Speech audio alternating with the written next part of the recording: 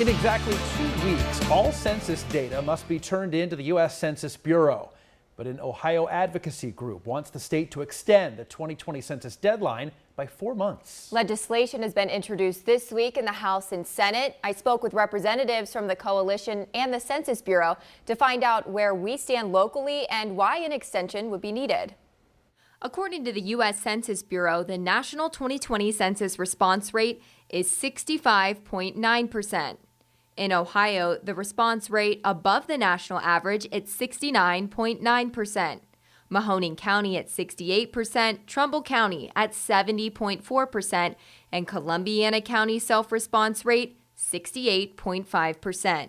Message that the audience and the community really needs to know has not changed, and that is to respond to the 2020 census today. It's certainly an opportunity to shape the future of the community and all of the programs and services and benefits that all of us enjoy every day.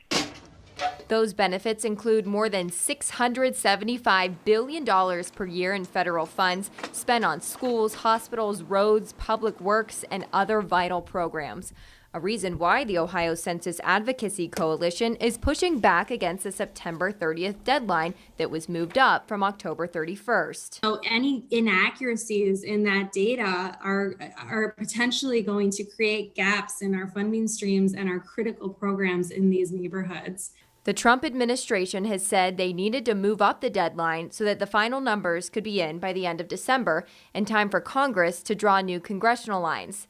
The coalition wants Ohio's House and Senate to get behind their efforts to extend the deadline by 4 months, a move also motivated by delays the pandemic may have caused.